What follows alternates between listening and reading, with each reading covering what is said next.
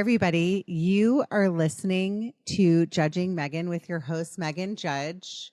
I'm going to start out with, I hate saying, okay, I'm going to say a few things before I introduce my lovely guest. I sometimes listen back to podcasts. I try not to because I don't like the things that I say sometimes, or I'm very self-critical. I know that I say ums and likes too many times within a 1 minute period. And I am an old lady Valley girl. I cannot stop saying like. I've tried and I can't. And so sometimes I think when I listen back to a recent episode, I usually listen to the beginning just to make sure that everything is running smoothly, and I have the best editor, so I'm never really worried about Celeste not doing something right. But I just sometimes want to listen to how I sound because I'm vain. I have a large ego, all of the following. But I apologize sometimes if I say like too much because that's just me. That's who I am. I will always be that little 1980s Valley girl trapped in an older woman's body. I'm not that old, but you know what I'm trying to say. So that's how I'm going to introduce this episode today. I'm about to get on an airplane tomorrow to go back to Washington, D.C. to sadly, I lost a friend and it's a very sad things, but I'm going to be seeing my childhood friends and I'm just sad. I'm very sad for where I'm going and what I'm going to have to go through. But what I'll say is, loss and grief are universal. And, I'm not going to go into detail with the friend that I lost, but I will say, he was an amazing, amazing human being. I've known him since I was a little kid. His wife was one of my best friends from high school. His sister I've known since I was in third grade as well.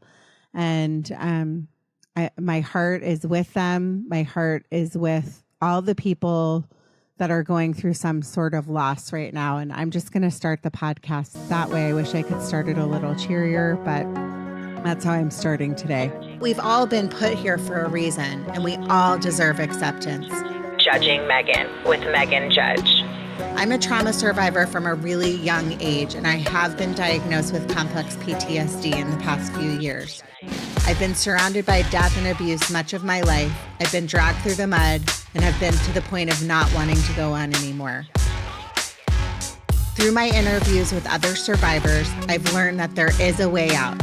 From recovering to surviving and thriving, we all have the strength to come out the other side. You are listening to Judging Meghan. I would like to introduce my guest, Danni Sather. Did I say it correct or what? I'm always nervous about how I introduce somebody and if I'm going to butcher their last name. Her organization is called Suffer Out Loud. She is the executive director. Welcome, Danni, to the podcast. I'm honored to have you. Thanks. Thank you. You are so welcome. Sather, which is the difference between a vocalized TH and like the silent TH, but it doesn't actually matter. Did I say it right though? You did. So I have family in Texas and then family in Montana, two different sides of the country. In Texas, it's Sather. And then in Montana, it's Sather. So the TH is not, there's no vocal behind the TH. There's a th, as opposed to the th. And so they say which one do you prefer? Because you're a Montana girl. Honestly, Sather. Sather. Doesn't matter. As long as I like the last name and then we're good. Yeah. Nobody should do that. I like how how in different areas of the country, somebody might say your last name in a different way. I always think it's really interesting. I'm really honored to have you on today. So this episode could be triggering. I like to always tell my audience that before they listen. The reason that I do this podcast on a weekly basis is my main agenda is to for people to feel comfortable and come to my podcast to learn more about mental health awareness, suicide prevention, suicide awareness. And Danni's organization, Suffer Out Loud, in which she's the executive director, is that's what she talks about, and that's what her organization does. So why don't you tell my audience before we start a little bit about Suffer Out Loud? Yeah. Also, I just want to say I'm sorry that you're going through grief. The podcast is probably going to spiral into a grief conversation because that's what I talk about. Me too. You've come to the right place. So, I'm sad that I debated on talking about it this episode, but because I'm about to go on an airplane and fly and I know where I'm going and I know how sad it's going to be. I just think it's really important to recognize how people are like people. I will forever be in grief for the rest of my life for my losses, and grief isn't like a short period of time. Grief can last a lifetime. And I say that all the time because I've gone through a lot of loss. But it's always hard when it's a sudden thing, but thank you so much for saying that. I really appreciate it. And I know you've gone through a lot in your own life, but before we get into that, tell me a little bit about what your organization is and does. I appreciate you saying that. I've been asked more times than I would have liked to officiate or lead funerals or speak on behalf of grieving folks in loss, people who I share that loss with. So I really appreciate 100% you saying that it is universal, and I think it's honestly the one universal thing that we can say. Doesn't mean that grief isn't really super unique. Mm-hmm. Everybody's grief is so subjective and uniquely their own, and I think it's a gift in that way. I always say to people that it's the club that you don't want a card to. Like it's the club that you're in now, but you don't want to be in it, but you're in it, and it makes it really special. So anyway, Suffer Out Loud was founded in 2017. Our founder is Cassie Jackson. She's this really beautiful, wonderful, amazing woman who lives here in Bozeman, Montana. And she lost her sister to suicide. I believe it was 2008. And after that loss, she kind of realized that she felt more isolated than ever before after that because people don't know how to respond. Oh, hey, I lost my sister to suicide. What do you say to that? How do you console? You can't. And that's, I think, true with any amount of grief, but specifically suicide loss is really difficult. And so 10 years later in 2017, she founded Suffer Out Loud because she was like, where's the gap? Like, there are people doing the work here in Montana, and maybe not enough, but there are people doing really hard work and working to build the resources that we have for mental health care. And then there are people who need it. So where's the gap? Why aren't we asking for it? And so she focused on that gap because we don't provide direct services. We're not licensed to provide direct services. And as far as like mental health care, you don't have to be licensed, by the way, to intervene in a crisis. But we are not licensed to provide that mental health care as like a therapeutic sense, an ongoing therapeutic sense. And so she realized that there were a number of different barriers. One of them was the stigma. Actually, the biggest one, I think, which still exists, is the stigma. The stigma, yeah. Yeah, Montana is really much like a pull yourself up by your bootstraps kind of state. And so stepping over that stigma is a big one and kind of normalizing talking about it. The other one is obviously access to demographics, specifically for BIPOC folk, in my opinion. Especially our native populations, our native nations here, they don't necessarily have access to mental health care professionals who share a same background with them, a same demographic. Can you backpedal a little bit? Backpedal. That's such a weird word. Can you explain what BIPOC means for my audience? Sorry, yeah. BIPOC is Black, Indigenous, people of color. Okay. It's basically, the overarching umbrella for anybody who's not white, I guess. Okay. Okay.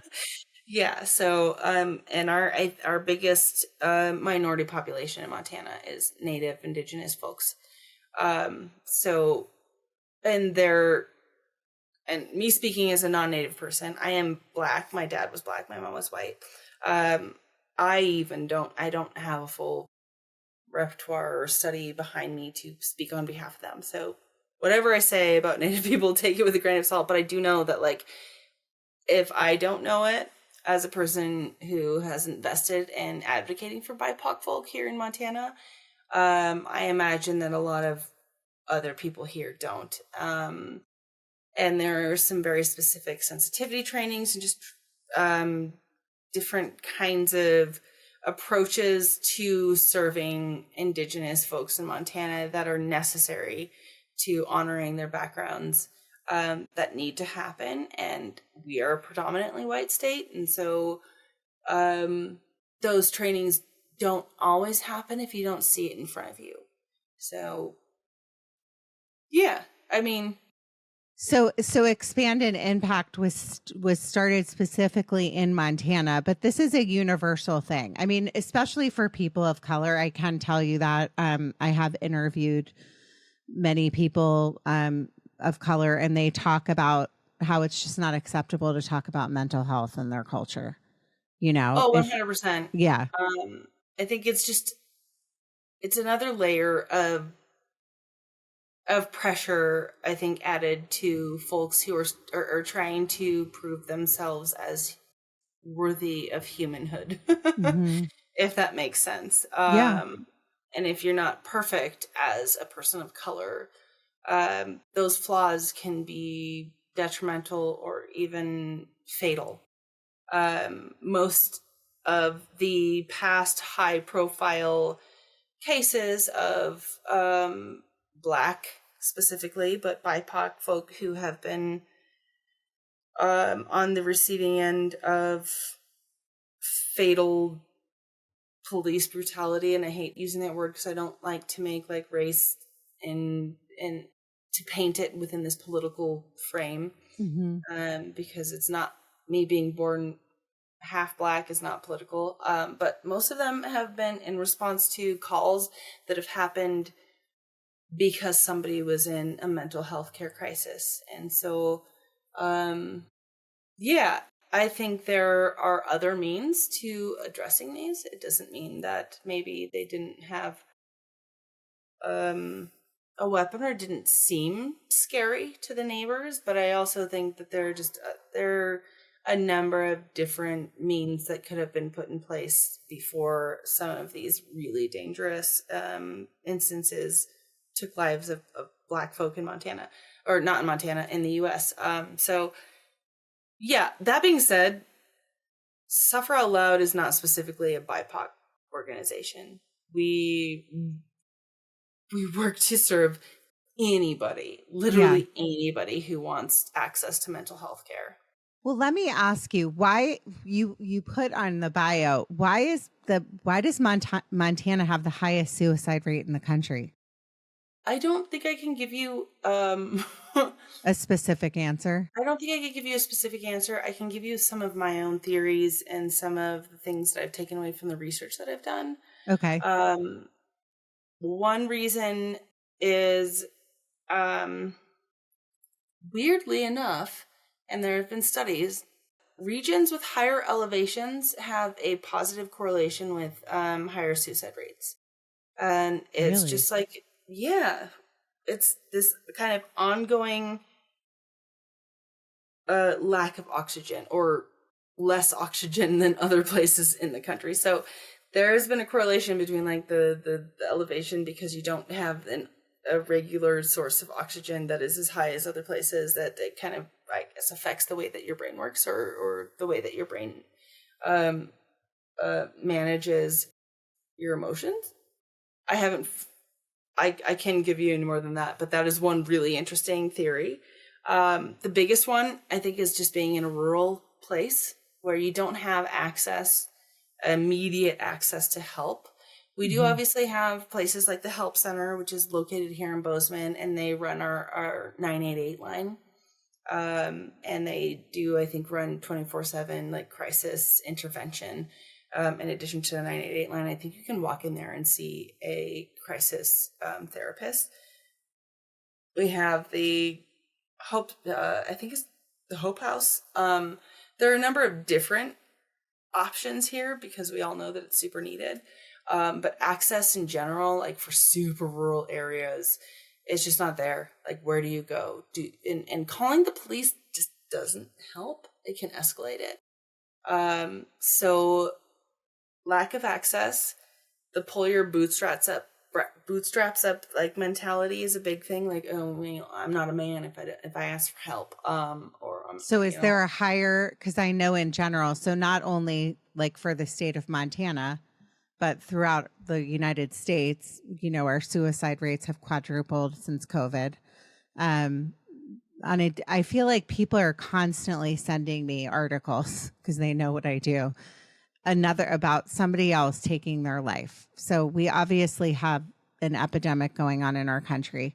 I feel like every week I turn on the news and it's somebody new, but I find that specifically for men too, because men have the issues of, I always feel there's certain things. I always feel lucky that I'm a female in a lot of ways. Okay. One way is that women talk. We usually talk about our problems. We like to get in groups. We like to talk. That's just something we do. Whereas men are taught from a really young age to bottle it all up.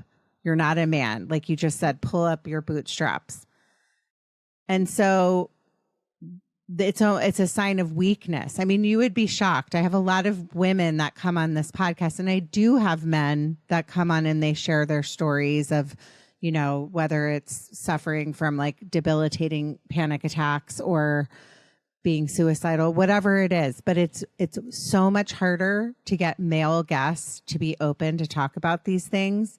So it really is a passion of mine to kind of figure this out. And if there's a way that we could break this stigma and get men more open to talk about it, I don't know. I feel like I'm so Pollyanna about it because when I came out with my own story, just so you know my background, my audience probably is like, shut up. We don't need to hear your story again, but I'll tell you. I do. I need to know it. Oh, well, so I went through this like horrific period of my life right before COVID.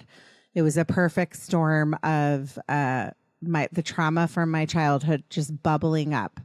I had a really bad friend breakup from a girl that I thought was my really close, good friend, and a bunch of mean girl moms just like kind of gang up on me and trash me, like really honestly trash me across town.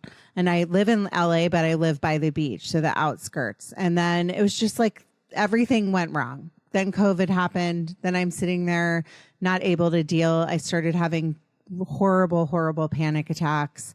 I was in a situation with work where I couldn't like really deal because my panic attacks were getting so bad. And I just found myself for a solid 6-month period I could not shake this feeling of wanting to get out every day. That's all I thought about. Every night I would lie in bed and think about this. And then one day I realized I have 2 daughters. I lost my dad at 13. And I was like, I'm not going out this way. This is not the way I'm going to go out. So then I decided I was going to take my life back. And it doesn't mean that every day is perfect. And it doesn't mean I don't struggle still, because believe me, I do. Mm-hmm. And we all do. I mean, we really all do in different ways.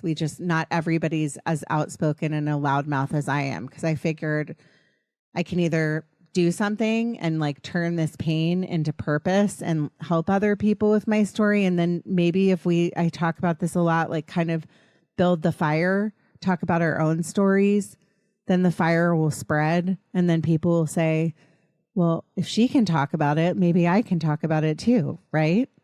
Mm-hmm. And so that is that is why this whole podcast happened to begin with. And so when I have men on, or I have people on like you, it lights my soul. You know, it really honestly does, because it makes me go, okay, like, let's try to figure this out. I'm very Pollyanna about it. I really believe deep down that there's a way to make this not as big as it is. And so when somebody like you comes on and you deal with this on a daily basis, I just want answers, just like you want answers. And you have your own story, which I know, which we're going to talk about. But any thoughts on my big, giant, muffled sob story, like life story? I don't know. I have a super weird thought. I have a background in theater. Oh, you do? In theater as an actor, yeah. And one of the first plays I was in was opposite. It was a community written, one act play fest, and I was playing opposite Pollyanna. And she at the time was my best friend, and we also had a falling out. And so first of all, I'm sorry. Breaking up with a friend is almost worse than breaking up with your loved one, like a man, I guess, or a woman, or whoever it is that you're dating. It's heart-wrenching, but it happens, and usually happens for the best. But second of all, my friend was the Pollyanna, and I was this person, and the only lines I remember from that play was gray. I said gray so many times. Gray, gray, gray, gray, and gray. Everything was gray. And I was like, shit, she actually is Pollyanna, because she thinks everything is possible. And here I am sitting, and she can't step into my shoes and understand that, like, I see the world crumbling around me sometimes. And I don't want you to say that it's going to be okay. Because I don't think it is sometimes. But I do still have hope, and I think it's okay to not be okay sometimes. And so it was just kind of a weird connection that I had in your story, because we need Pollyannas. We need Pollyannas to be like, hey, buck up, babe. We can do this. We can muscle through. You can spend time in the gray area, but eventually you're going to have to like dig out of that. But I think as far as connecting with men around mental health, we have 3 really beautiful, wonderful men on our board at Suffer Out Loud, who have very specific connections to our mission. And I think they struggle just as much as I do in figuring out how to bring them into the conversation. Mm-hmm. I hate to say it, I think it just takes time. And it does take effort as much as time. Like, I will put out, we do monthly workshops because we are rural. And so being in rural areas means that, like, part of our mission is providing tools for folks to get through those mental health moments. And it could be macrame, it could be water painting, it could be yoga or biking, it could be any number of things. We've had so many wonderful, beautiful workshops, and it's just like, whatever you latch onto. The whole point is like, let's give the community these tools for free so that when they are at their lowest, they have these things. And so, we've tried fly tying for fly fishers, and I've tried to reach out to even gun companies to be like, hey, can we do a workshop on like gun safety, making sure that lethal means aren't available in the house, and then talk about the fun part of having a gun as a hunter. Like, how do you aim? What are the methods of hunting? I don't hunt. I'm a vegetarian. But I'm a pescatarian. Okay. Yeah. It's a lot of hunting. There's a season where people you live in Montana, so it makes sense. Yeah. I mean, I know there's a lot. Like, okay, can you just at least put a tarp over it? Like, there's a moment where you just see trucks driving down the street, and I'm like, I don't want to see your trophy. Like, I can't. Yeah, that would that would devastate me. There's a reason I don't live in Montana, although I did enjoy Yellowstone. I'm not going to lie. So do, like, when you something you said about everything being gray and your story that struck me is, I get that, but I don't want myself to, like, I feel like when I got to the point and I'm going a little bit off the center right now, but when I got to that point of being so low and so dark and so bad, and I'll use your word gray because that's how it was, but for me it was darker than gray. That wasn't the way I was my entire life. Like, I was always like a fighter, and I always saw things like the glass half full. I don't know why, but I was like that for a really long time, and I think that's why I suppressed and pushed down all of my things for so long, and I didn't want to see things gray. But yeah, but how would you know? How would you know unless you saw things gray? That's my thing.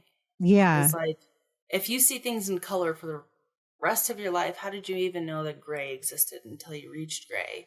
And that makes That's all true. of the colors so much more vibrant and brilliant. And I think that's why at Suffer Out Loud, or me in general, if you would allow me, in a really embarrassing way that my friends are probably going to make fun of me, to go down a rabbit hole here shortly. Go ahead. But that's go right ahead. That's what we're here for. Okay. I am a major depressive. I have major depressive disorder. I have generalized anxiety. I have ADHD. I have all of the things that tend to go together, right? And it's fine. And it's fine now, but it wasn't fine when I was coming up in school. Like, I was in special ed. I was told that I was stupid. I was made fun of for everything, not just being stupid, but also having curly hair or being black. I was called the N-word. Like all of the weird trauma things that people grow up with in school, we all have them. And I wanted to escape that and be like a popular girl until I went to grad school. And one of my teachers, who I have a crush on to this day, her name is Dr. Humera, and she's brilliant. One of the smartest people that I've ever met, introduced me to Butoh. And Butoh is a dance form that came out of the avant-garde kind of dance era. Founded or created by, his name is Hijikata Tatsumi. He also created with somebody, and I only remember his name is Ono, and that's my bad because I'm like a weird dark human, and like Hijikata was the dark side of Butoh, and then Ono was like the light side of Butoh. Yeah. And when I learned of him, it was literally right after I'd learned that my mom had cancer. And then, do you mind me asking how old you were when that happened? 26. Okay. And she made it through. And it was right before I learned that my dad had cancer, which he passed when I was 27 from cancer. Sorry. So the Butoh thing pulled me through it. It's beautiful. It's incredible. And anybody who's listening, if you Google Butoh, it's Butoh, and you watch the Hijikata Tatsumi version of it first, it's going to be disturbing if you don't understand the theory behind it. So behind it is this idea that they look to the earth, they look down, they ground themselves in the earth. And the one specific thing that I took away from it was that, like, you cannot die unless you stop moving. And that was so beautiful for me, because even in death, you don't die, because your body begins to decompose and you become this beautiful otherness of plants or whatever it is that you move into. But without boring everybody with all the details around it, what it taught me was that, like, light and beauty is only possible when you can embrace and accept the darkness, pain, and suffering of humanity. And that is when I realized that, like, oh, my grief is a gift. It's a gift. Yeah. I don't want it, but it's the gift No. that I didn't know I needed. And so that's kind of where I sit around that gray area. It's like, yeah, that grayness, when you live in gray for the first time, it sucks. But then you you realize it sucks only because you knew color once before. Oh my God, you're going to make me, well, you are making me cry, but that's a beautiful thing to say because it is so true. I mean, and again, struggling with major depressive disorder, ADHD, feeling different, bullying, all of that stuff. I mean, this shapes us as human beings, right? We come out, this is the thing that always kills me. We come out, at least I did. It came out so like happy, right? I mean, I witnessed the loss of my sister at 2. She passed away, and it happened basically like I witnessed it. So it was really awful, but I don't remember it. It's in my brain somewhere and I can't escape it. I know it's there because it pops up.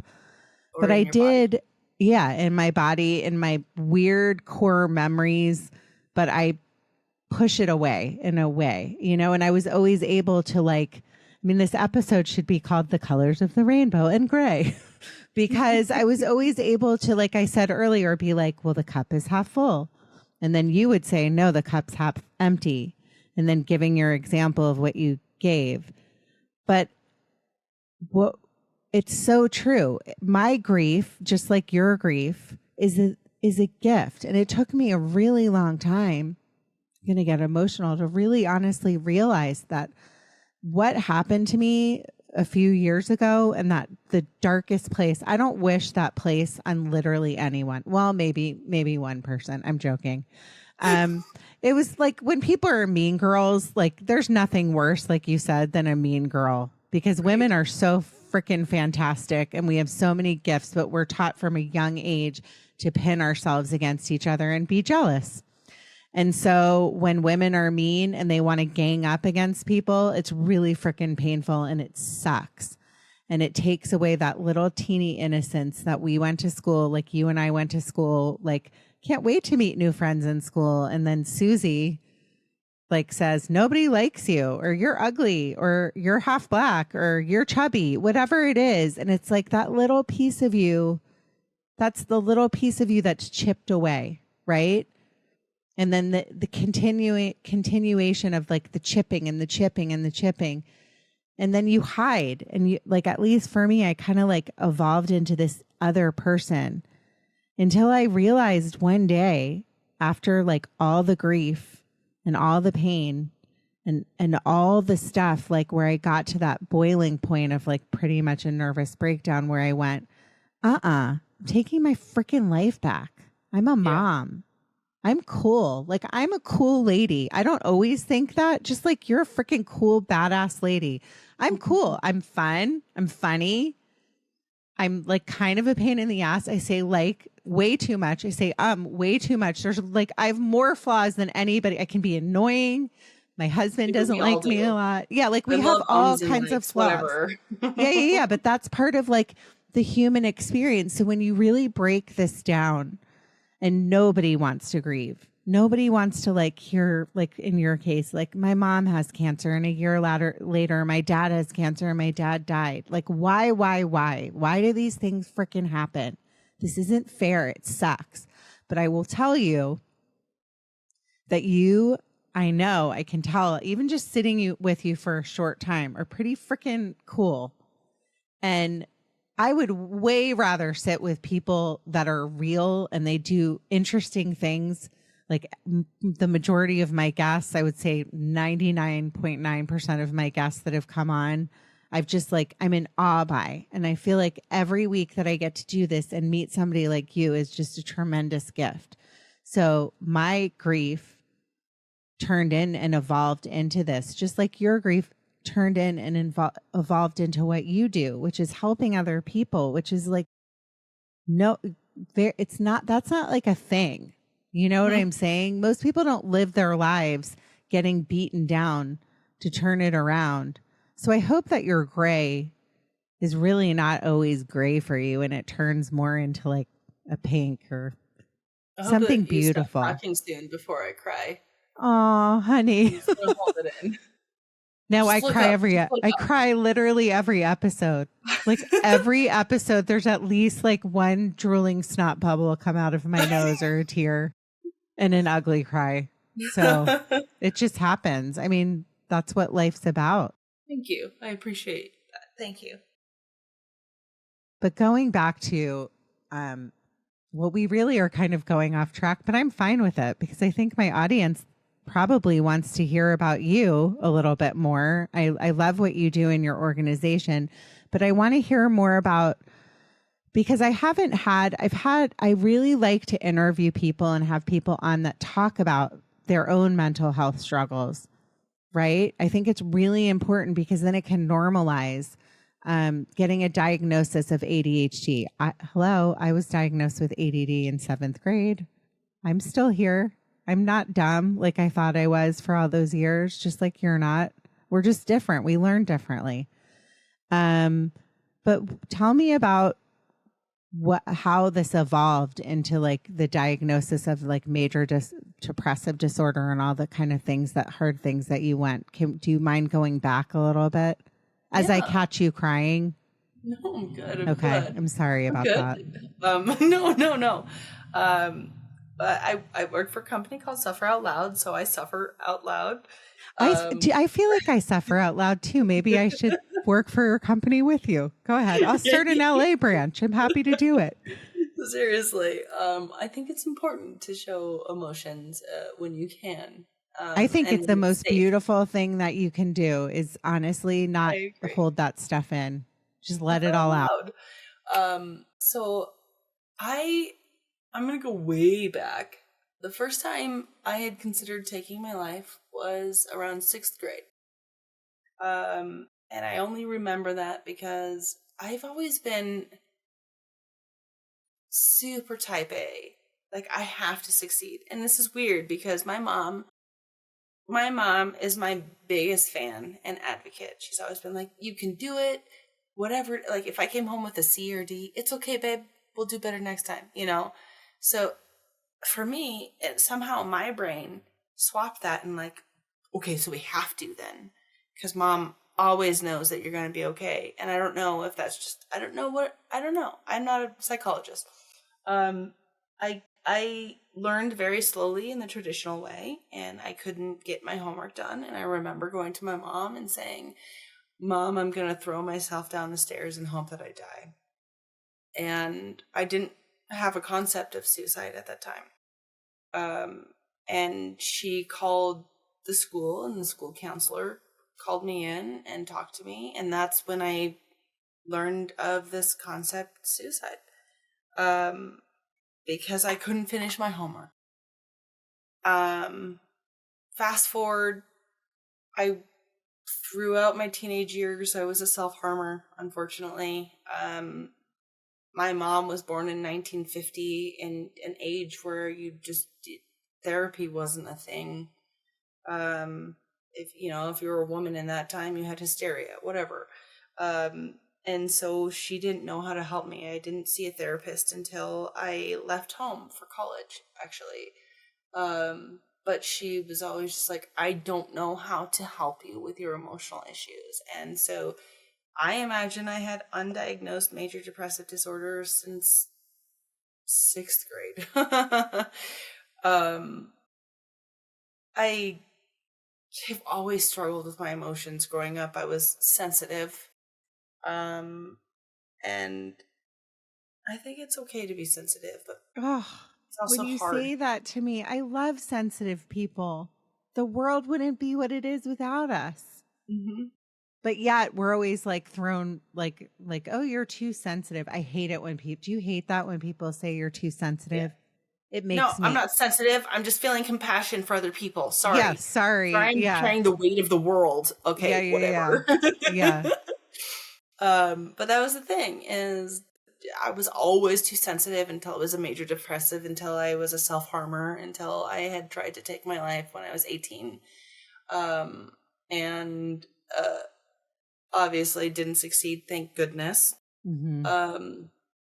And I have tried multiple times since, and I've been lucky enough to have people in my life who were there to intervene. After my dad died, I felt that way. Mm-hmm. And I had a therapist who said, hey, next time you feel this way, can you give yourself 5 minutes? Because statistically, within that 5 minutes, you will change your mind. I said, yeah, I can promise you that. And so within my plan, this is ridiculous. Within my plan, I would count out enough pills that could make me to 5 minutes. And without failure, at 5 minutes, I was like, nope, not today. I was like, wow. Yeah, that 5 minutes is real. I know there are people who have survived jumping off the Golden Gate Bridge and regretted it. No, I'll tell you a statistic on that, actually, because I know an author that did. I forget his book, but the percentage of people that take their own lives, and I hope my listeners listen to this, and if you know somebody that's struggling with either suicidal ideations or is suicidal, that maybe you share the statistic. The statistic of people that take their own lives to suicide, jumping off of the Golden Gate Bridge, every single one of them that has survived has regretted it. And it's also the statistic, I can't remember. I don't want to like quote numbers, but basically in a nutshell, 99% of people that take their own lives, if they could go backwards, wouldn't have done it. And then we find these things out by things like studies. I mean, very few people have survived jumping off the Golden Gate Bridge, but there are people that have. So I had to jump in there and say that. No, I appreciate that. Thank you. Yeah, there is a speaker who Kevin Hines, I think. Kevin Hines. Yes, thank you. Yeah. I forget his book though, but I read it. It's very good. Yeah, so that's kind of one of the first things that I always think about is like, oh, give myself 5 minutes. Other than that, my background is in theater. I grew up with a single mom and as an only child, and I love being an only child, and I will always be an only child because my mom's 73 and she can't have kids anymore. So I think you're safe. I think that you're safe being an only child. I'm just going to say that. Don't do it, Mom. I don't think she has any eggs left. I think you're pretty good. Go ahead. And I was mostly a single mom because my dad spent a lot of my youth in prison as a Black man. And in my master's degree, I did a lot of studies in a lot of critical race theory, which I know is very taboo in a lot of states now. Oh, no. Well, really not in my house, but go on. Okay, thank you. Yes, thank you. It was a big, important thing for me to understand and get rid of a lot of my anger that I had grown up with. I grew up wishing I was white. I really, really, really begged my mom. I was like, I need to straighten my hair. I need to chemically relax it. Please let me dye it blonde. Like, I want to look like my family because I only grew up with my mom's side. And that was really tough for me not to have that. And I was angry and mad at my dad for a good portion of my life. And I regret that, but I know that it wasn't available to me to not be because there was a lot of discourse and conversation around who my dad was in my mother's life. And that's not my mom's fault. You know, friends are ride or die, you know, like, and you hear it. And so I thought that being Black meant being criminal and being bad. And that was really tough for me. And so when I went into undergrad, I graduated from University of San Diego in theater and performance studies. And that was the first time that anybody had ever told me, like, you could do more. Go get a grad degree. And I was like, graduate school? Me? And I got a full ride at Texas A&M. And throughout that, I did my studies in prison theater. And I brought theater to inmates and created theater with inmates, which was incredible. Oh, I love you. You're making me cry. This is like the most amazing thing ever. Wow. So cool. They are the easiest actors to work with because they weigh their heart on their sleeves. They have nothing left to lose. Yeah. And they have so many stories that you can't even fathom to bring to the stage. And they taught me more than I ever brought to them. I would leave and sometimes just cry in my room because they gave me so much. So it was selfish. It was very selfish, all of the work that I did. But it allowed me to forgive, and understand everything that my dad went through. And that's kind of, I think, one of the most foundational pieces of who I am and why I've like made myself into this position that I am with Suffer Out Loud. So, okay. Well, not impressive at all. Not, I'm just joking. That's pretty remarkable and unbelievable. I was also, just so you know, I was a theater major in college. I've been acting my whole life. I only do my musical theater now in my shower, but maybe someday that will change. But I think like it's for me, and I don't know about you, but I've always loved acting in theater and singing and performing because it was an escape. And I've talked about this before on the podcast. It was an escape for me because I was so uncomfortable in my own skin, and I always felt like I had to be funny and perform. And you know, I still think I'm pretty funny, but now it's like I'm not hiding behind that anymore. And so I just like adore hearing a story of how you could do something like that, you know, and just take something that is so hard and difficult and just like not identifying, for example, with your race or what you are, and like pretending like you were something else and wishing you were something else.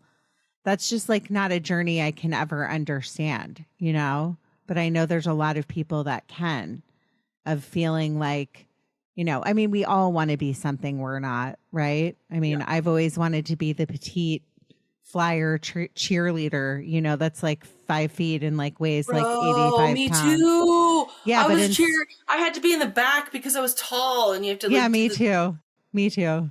I was like, I don't want to be like the person holding everybody up. I don't want to be like the tall dancer, because I did dance. I did all that stuff. I always wanted to be like petite and little and, you know, and just like different from who I am. And so, I mean, your beautiful curls and your big giant smile. I mean, my audience, go to YouTube, everyone. That's what makes you you. And it's such a gift, you know, and then just to go to graduate school and do all the things you did is really a remarkable thing.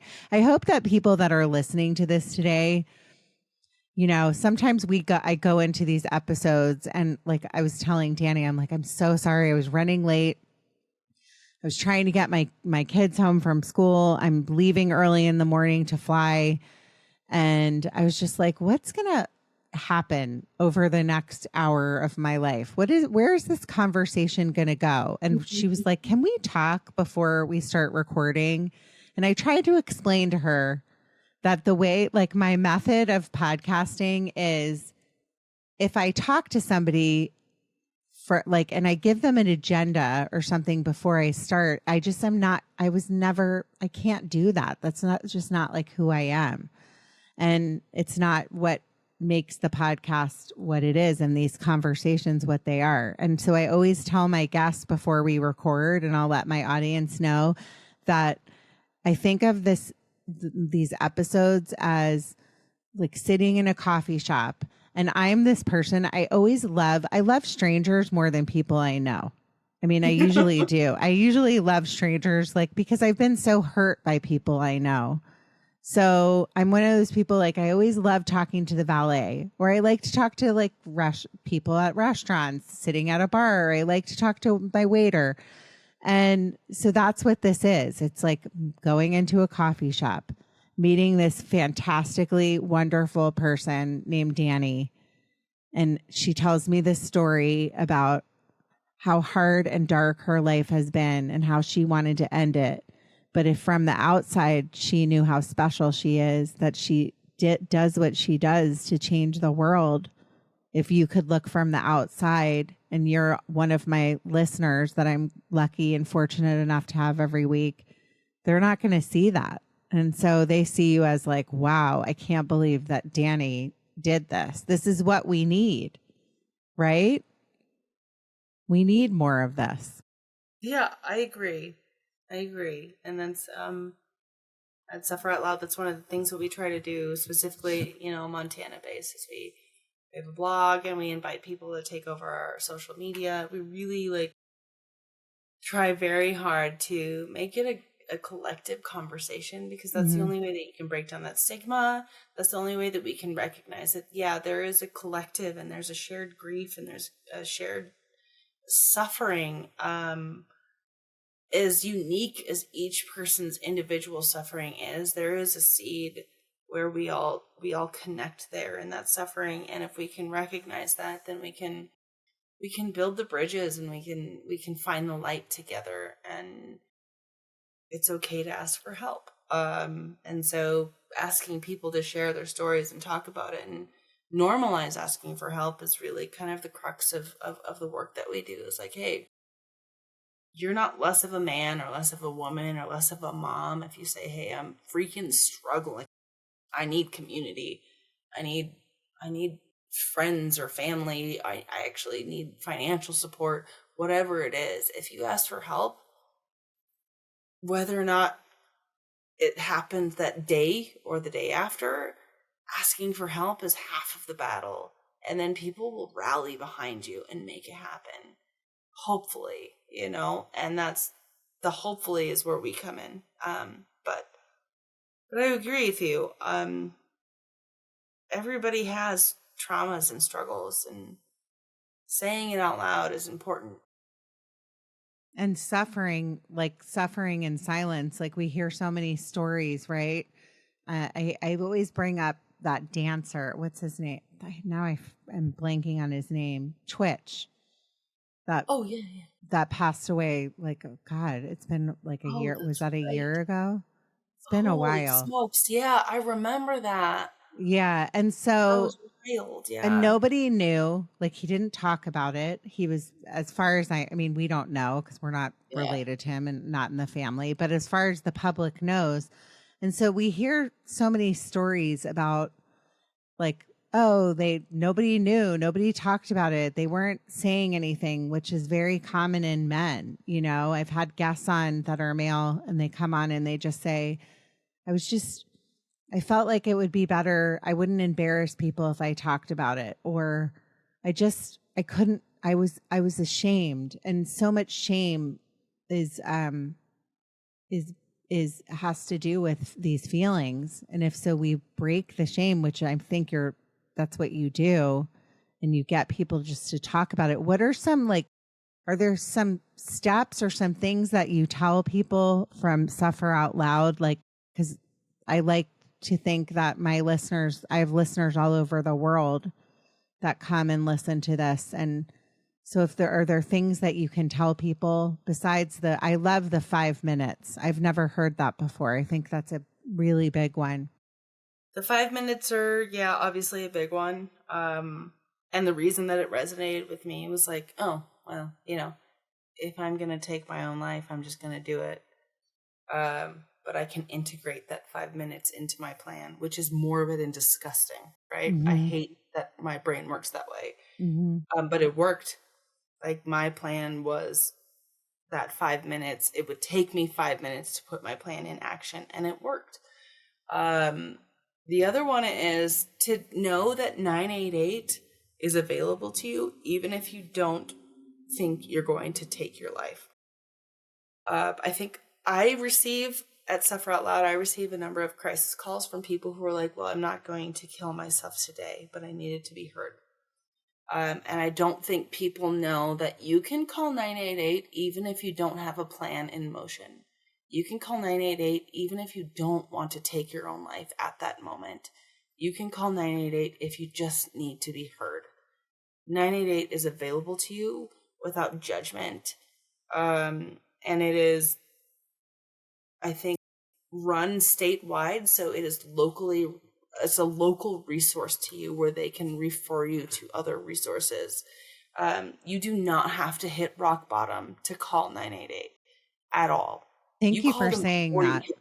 Thank you for saying that, because I don't think, and for people that don't know, because maybe somebody's listening in the United States, 988 is like 911, but for suicide prevention. So they enabled the 988 in, I think, in the past year, right? Wasn't that? Yeah, actually, they had a year anniversary. I think it was last month. Okay. And one thing that you said in the very beginning that I wanted to go back to was that that people that are in that place of being suicidal do not want to call 911 and do not want the police to come. Can you kind of like go into that and maybe explain that a little bit? Well, first of all, calling the police can escalate the situation. Yes. Especially they show up with their lights. Mm-hmm. Especially for BIPOC people. Mm-hmm. Don't. Just don't. Yeah, public announcement. Do not call the police on a BIPOC person for suicide. Find another resource. I guarantee you there's one in your community or a community nearby. Just don't. But they don't necessarily have the training, the mental health training, to be able to approach that. I think that anybody who wants to or needs to be well versed in suicide prevention should get QPR trained. Can you explain what that means? You can do that online. And QPR is QPR? question, persuade, refer. And it's a pretty common formula for all suicide prevention. Question, persuade, prefer. It looks different in different kind of suicide prevention platforms and formats or whatever of how you can address suicide prevention or addressing a crisis situation. Question where they are, what is their safety level? Are they an imminent harm to themselves? Persuade them not to take their lives in whatever way that looks, and then refer them to the ongoing care that they could benefit from in the future. I'd say the persuade part is probably the hardest part, is what is it that I can say to persuade them from thinking, obviously, but the question is easy-ish. Maybe that's actually the hardest, because it's hard to actually say, do you want to commit suicide or die by suicide? Commit. We don't say commit anymore. That was my bad. Sorry. We don't say commit anymore. Commit assumes some sort of harm that somebody is doing on somebody else. So if you say commit suicide, somebody who committed suicide has done harm to somebody else. Whereas died by suicide takes the blame off of that person and also their family. Well, it's very hard on the families. It's very hard. Yeah. I interviewed Kate Rule, who's a friend of mine, become a friend of mine now, and she lost her son, Warren, as a teen. And I think that it's extremely hard on the families to, you talked about in the beginning, there's no pain like the loss of somebody to a family member. It's different than any other kind of loss.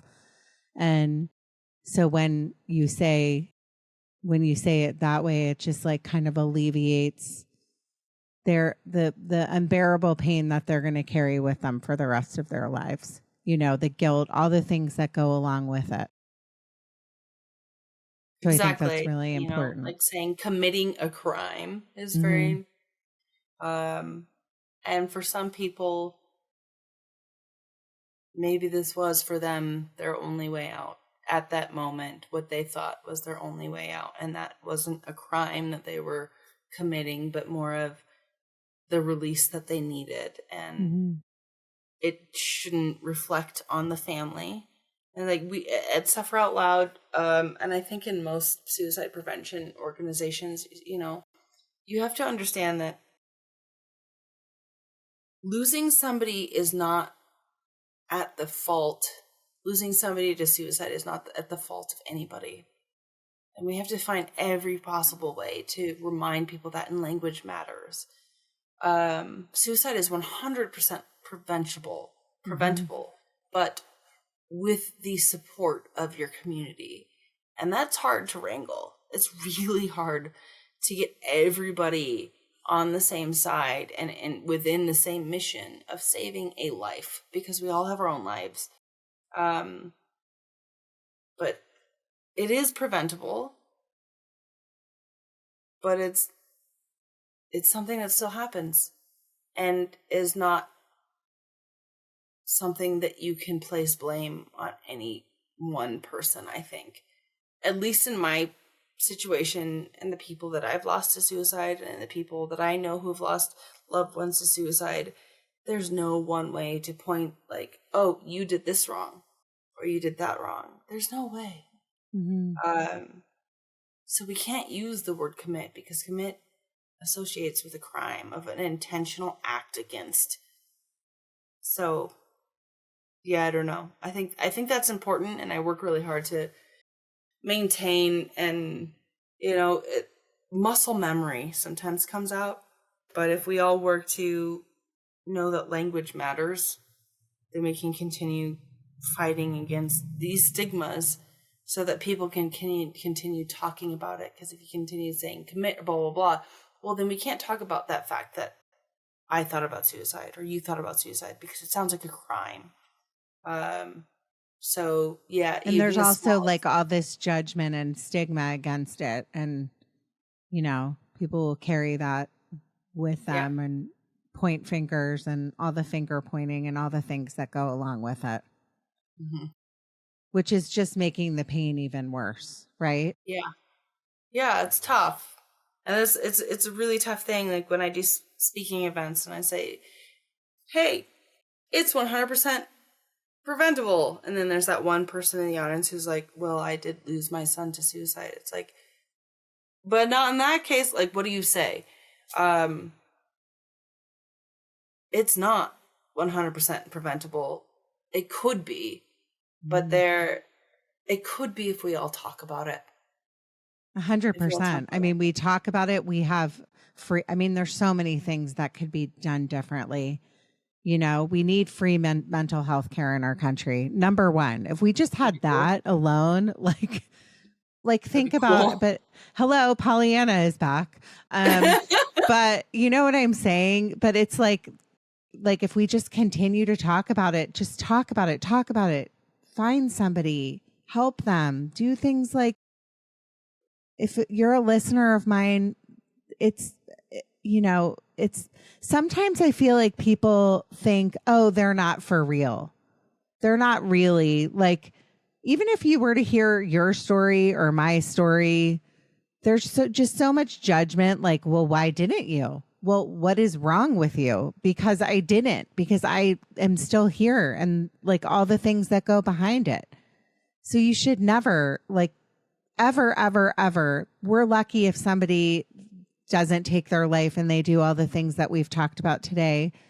But part of the reason that Danni also came on is because this is my platform. I will do this podcast for however many more years that I do it, or however long I do it, knowing that I want to use this to help people with their mental health and help someone else and help prevent suicide, because it's an epidemic, like we said in the beginning, and Danni does too. And we're about to go into September. I'm recording this on August 30th, and September is Suicide Prevention Month. And so that's part of why I really wanted you to come on, because this will come out next Tuesday. So by the time my audience is listening to this, they can hear it. And if you don't know what to do, and say you have a teenager or you have a neighbor or you have somebody that says they're suicidal or struggling with it, tell someone. Like, there's people, there's resources. I talk a lot about, mental health care is very expensive. And so a lot of times you can reach out to your local university, because there's therapists in training that, they will offer you free health care. So there's resources out there, but you have to kind of reach out and try and figure out ways to get those resources, and help people. Also, do you have any thoughts on that?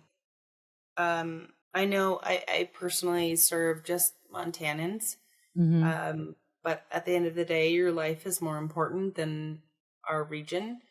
If you're listening to this and you need somebody to help you, big part of my job is doing the legwork, because I know when you are super depressed or you're in crisis, reaching out to therapists or finding the right fit, it's not happening.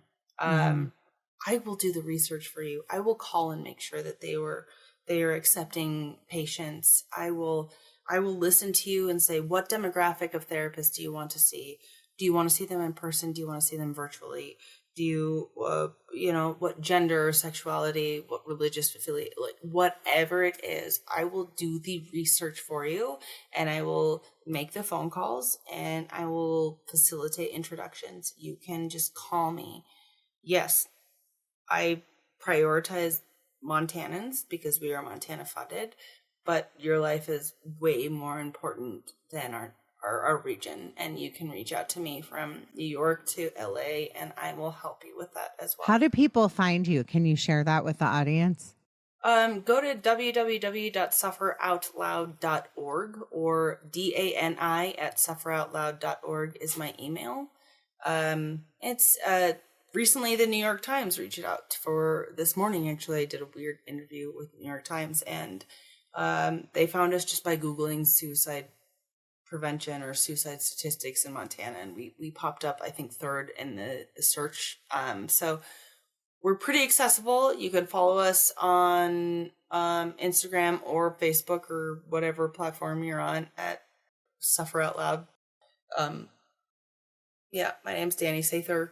You can find me personally and reach out, preferably through the business platform. But do you have any closing remarks? And I just said again. Trying so hard, everyone. It's not working. Keep saying because is really fun to it's say, when it's gray. It's really gray. Closing remarks. I would say, I talked about some dark shit today about my own life. I don't want that to give you ideas, but if you are already thinking about it, give yourself that 5 minutes. Because I know what it's like for somebody to be to